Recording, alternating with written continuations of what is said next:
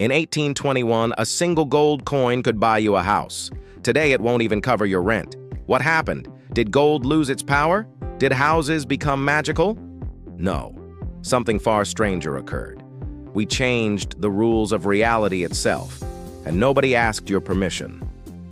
Welcome to 200 years of the greatest heist, the boldest experiment, and the most dramatic power shift in human history.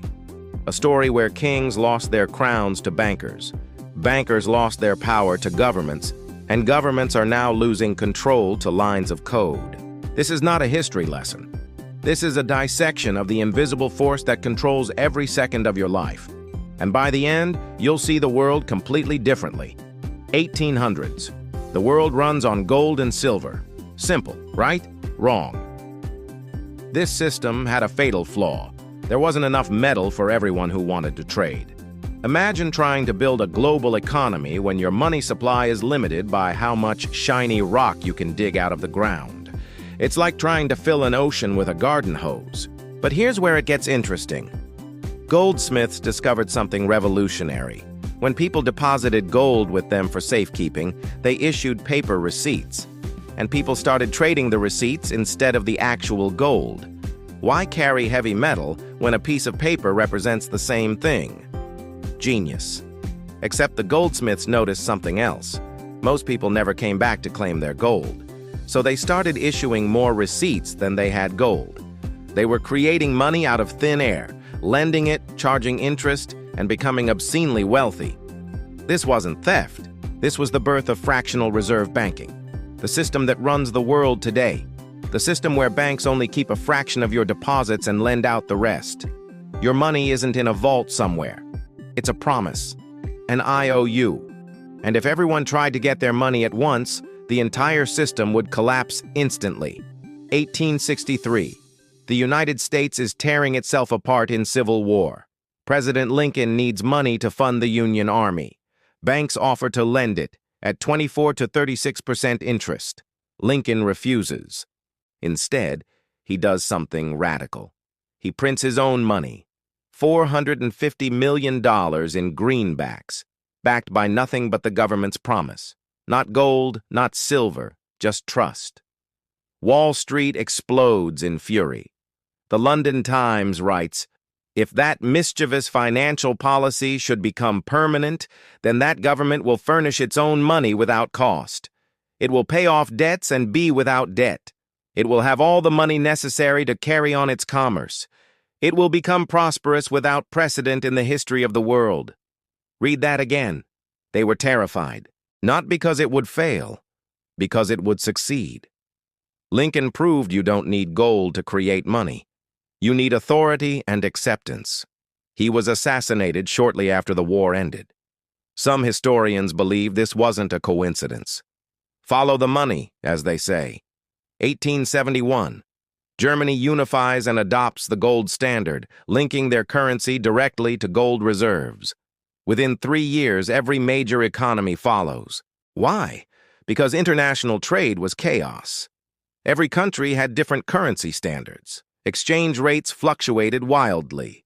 The gold standard created predictability, stability, trust.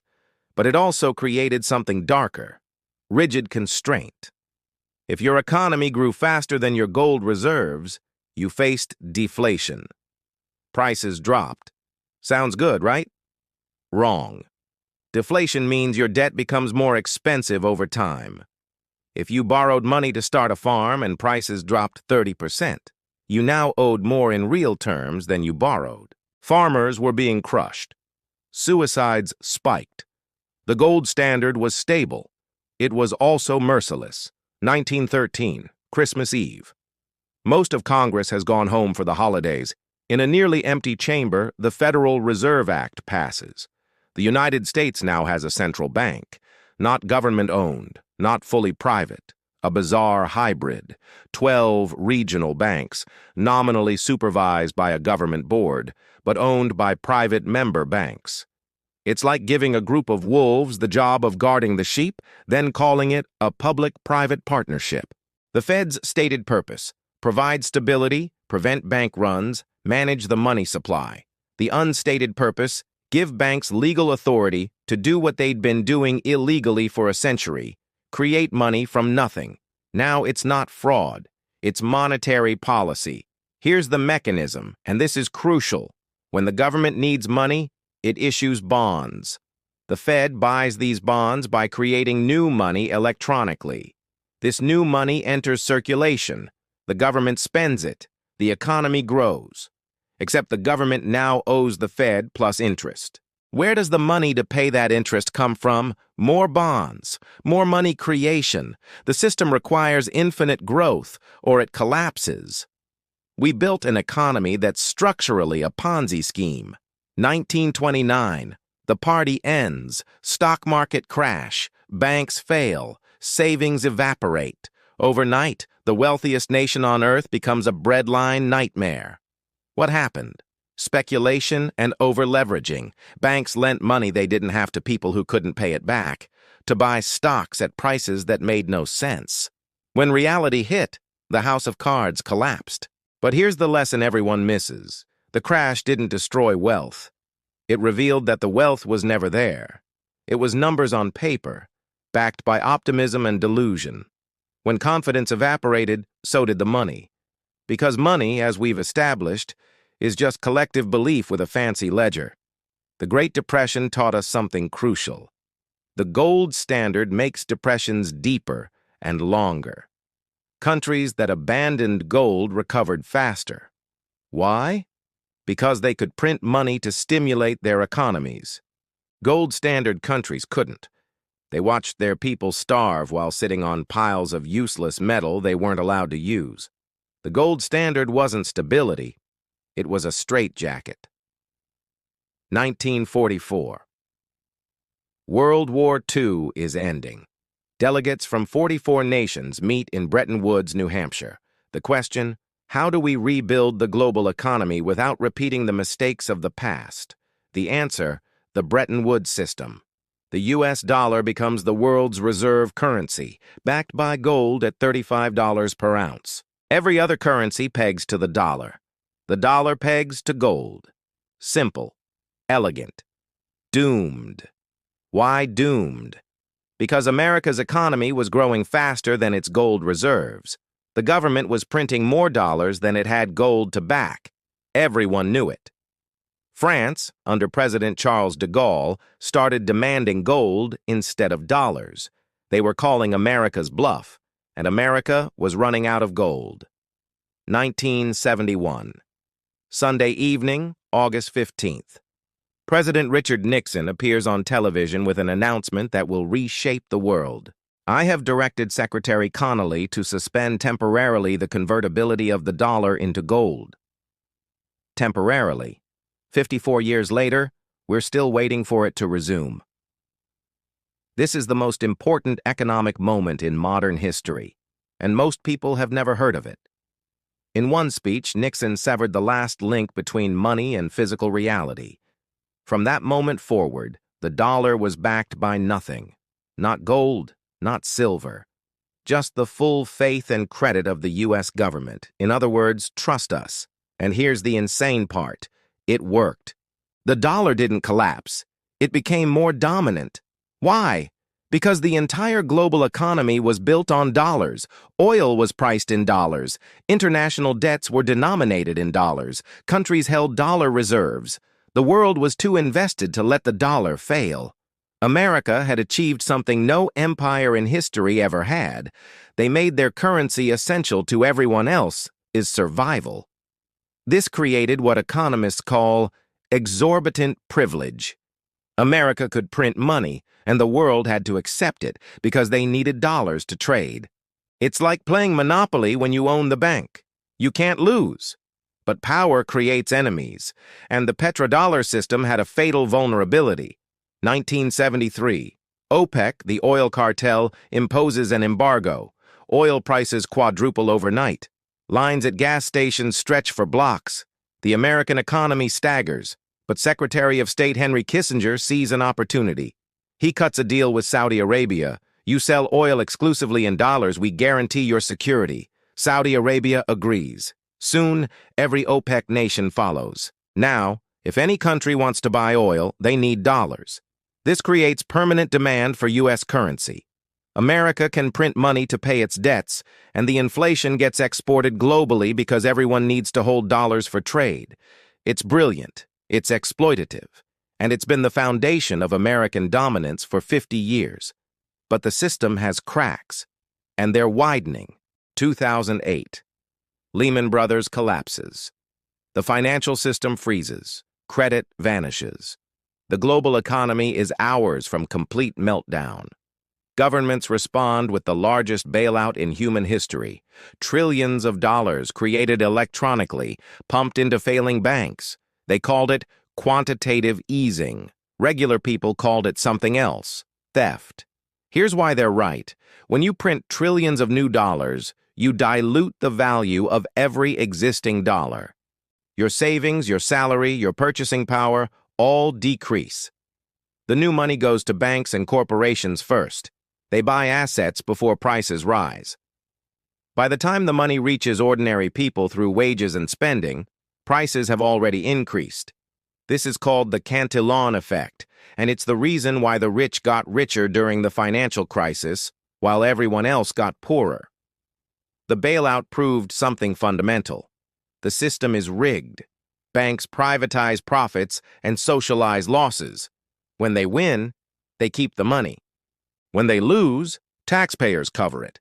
And what did those banks do with their bailout money? They paid executive bonuses. They lobbied against regulation. They went right back to the same risky behavior that caused the crash. People were furious. They felt betrayed, powerless. And into this rage, something new emerged. 2009, January 3rd. An anonymous figure using the name Satoshi Nakamoto mines the first Bitcoin block. Embedded in the code is a message: Chancellor on brink of second bailout for banks. This wasn't just a cryptocurrency launch. This was a declaration of war against the financial system. Bitcoin promised something revolutionary: money without governments, banks, or central authorities.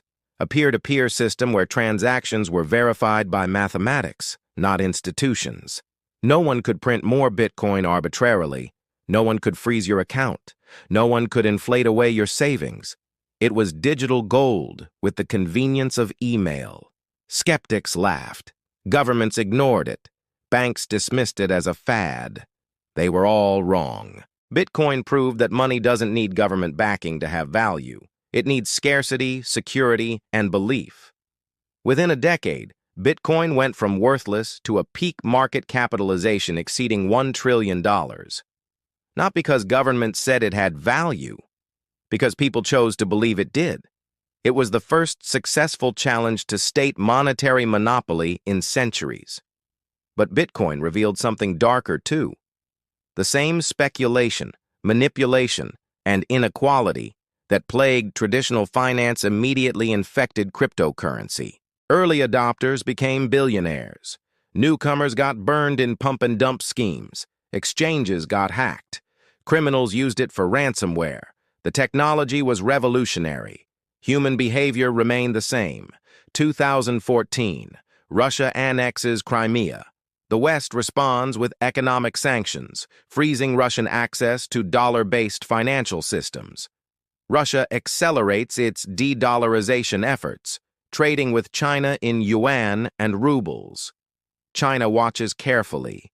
They see the lesson. Controlling the world's reserve currency gives America weaponized financial power, and they want that power. China launches the Belt and Road Initiative, investing trillions in infrastructure across Asia, Africa, and Europe. They don't just build roads and ports, they build dependencies. Countries that can't repay Chinese loans cede control of strategic assets. It's colonialism with Chinese characteristics, and it's working. Meanwhile, China develops the digital yuan, a central bank digital currency with unprecedented surveillance capabilities. Every transaction is tracked. Every payment is monitored. Dissenters can have their money turned off remotely. It's financial control as a tool of political oppression. And it's frighteningly effective. 2020, the COVID pandemic hits. Governments worldwide print money at levels that would have been unthinkable 5 years earlier. Trillions of dollars, euros, yen, yuan, created in months. They called it stimulus. They said it was necessary. And maybe it was. But it also proved that money is purely arbitrary. We can create as much as we want, whenever we want. The only limit is political will. But printing money has consequences. By 2021, inflation returns with a vengeance. Prices soar, wages stagnate. The middle class gets crushed between rising costs and static income. Central banks respond by raising interest rates, deliberately slowing the economy to fight inflation. Translation: they're making you poorer on purpose to protect the value of money. Think about the absurdity. We created an economic system that requires us to periodically impoverish ourselves to maintain stability. It's like a doctor who cures headaches by hitting you with a hammer. Technically effective, completely insane. 2022. Russia invades Ukraine. The West responds by cutting Russia from SWIFT, the global banking system. Russia's foreign reserves get frozen. Hundreds of billions of dollars, inaccessible overnight. It's economic nuclear war, but it backfires in a way nobody expected. Countries watching this realize, if America can freeze your reserves for political reasons, dollar reserves aren't safe. China, India, Saudi Arabia, Brazil, they all accelerate efforts to trade in local currencies. The BRICS nations discuss creating an alternative to the dollar for international trade. The petrodollar system, America's exorbitant privilege, is under existential threat. We're witnessing the slow-motion collapse of the post-World War II economic order, the system that brought unprecedented prosperity but also unprecedented inequality, the system that lifted billions from poverty but concentrated wealth in fewer and fewer hands, the system that's now eating itself. 2023. Multiple U.S. regional banks collapse. Credit Suisse, a 167-year-old institution, fails and gets absorbed by UBS. The banking system is fragile again. Or maybe it never stopped being fragile. Maybe we just pretended it was fixed. And here's where we are today, standing at the intersection of multiple revolutionary forces. Central bank digital currencies that give governments total financial surveillance. Cryptocurrencies that promise freedom but deliver speculation. Geopolitical fragmentation as the dollar's dominance erodes. Artificial intelligence beginning to make economic decisions faster than humans can comprehend. And underlying it all, the same fundamental question we started with. What is money, and who gets to control it? Let's be clear about what money is now. It's not gold. It's not paper. It's not even numbers in a computer. Money is power crystallized into transferable form. Control money, control people. Control the money supply, control the economy, control the world's reserve currency, control the world. This has always been true. Technology just makes it more obvious. The evolution we've traced isn't just about currency. It's about who holds power and how they maintain it. In the 1800s, it was whoever owned gold. In the 1900s, it was central banks and governments. In the 21st century, it's being contested among nation-states, tech corporations, and decentralized networks. The war for monetary control is the war for civilizational control. And you're living through the most pivotal phase of this war. Here's what you need to understand. Every major shift in monetary systems has been a transfer of power disguised as technical necessity. The creation of central banks, the abandonment of gold, the petrodollar, quantitative easing, each was sold as inevitable, necessary, stabilizing. Each was actually a power grab by those who understood the system well enough to reshape it for their benefit. The next shift is coming. Maybe it's programmable digital currencies where your money has expiration dates and restricted uses. Maybe it's a multipolar currency world where the dollar shares power with the yuan and euro. Maybe it's cryptocurrency achieving mainstream adoption. Maybe it's something we haven't imagined yet. What's certain is this. The people who understand this transition, will profit from it. The people who don't will pay for it, as they always have. 200 years ago, money was metal you could hold. Today, it's data you can't see, controlled by algorithms you don't understand, managed by institutions that don't answer to you.